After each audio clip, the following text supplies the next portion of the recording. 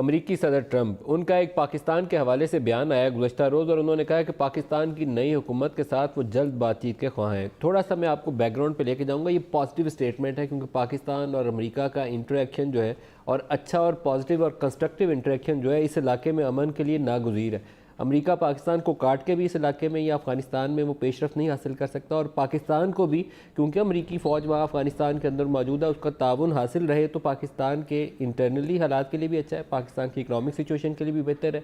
पाकिस्तान का single largest अगर trading partner है कोई दुनिया में एक अकेला मुल्क तो वो अमेरिका है। लेकिन इस खित्ते की सूरत हाल में, इस खित्ते में अमन लाने के लिए भी अमेरिका का ताउन बहुत अच्छी बात है। सदर ट्रंप के आने के बाद अमेरिका में कुछ हालात अजीबोगरीब हैं।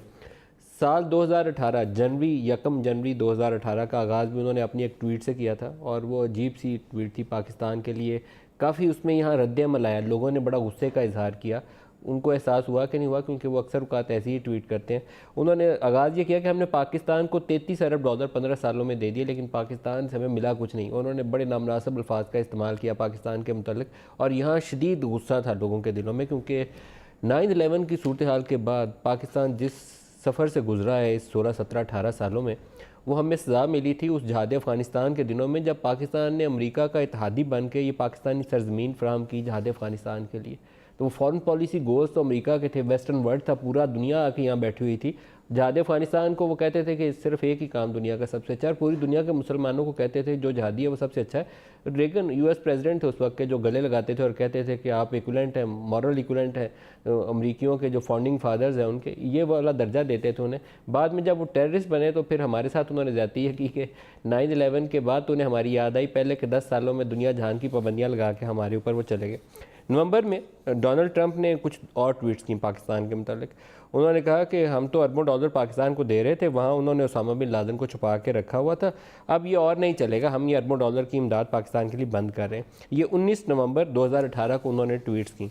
इसके जवाब में जो नई मुंतखब हुकूमत थी उसकी तरफ से जवाब आया, इमरान खान ने ट्वीट्स की और उन्होंने कहा कि रिकॉर्ड दुरुस्त रहना चाहिए और रिकॉर्ड की दुरुस्तगी के लिए 9/11 में कोई पाकिस्तानी मुलव्वस नहीं था। इस वॉर ऑन टेरर में जो अमरीकी जंग थी दहशतगर्दी के ख़िलाफ़, पाकिस्तान के 75,000 जानों की कुर्बानी दी और ये 75,000 जो जानों की कुर्बानी है इसके अंदर 6,000 7,000 पाकिस्तानी फ़ौज के जो सिपाही हैं, जनरल से लेकर सिपाही तक, वो उन्होंने भी शहादत पाई।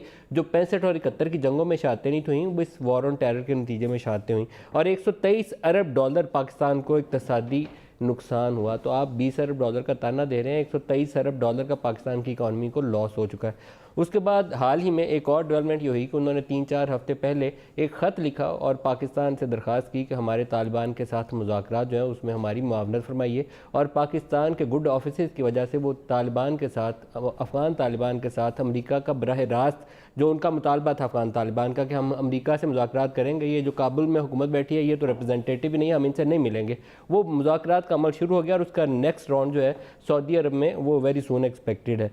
और आज उसकी फ़ाइनल एक और फर्दर हमें जो डेवलपमेंट ये नज़र आती है कि वो कहते हैं कि जल्द ही पाकिस्तान की नई हुकूमत से मुज़ाकरात के ख्वाह हैं। उसके साथ उन्होंने वो मनफी अपना ट्रेंड जारी रखा है, लेकिन जो ऑपरेटिव पार्ट है कि वो पाकिस्तान के साथ नेगोशिएट करना चाहते हैं।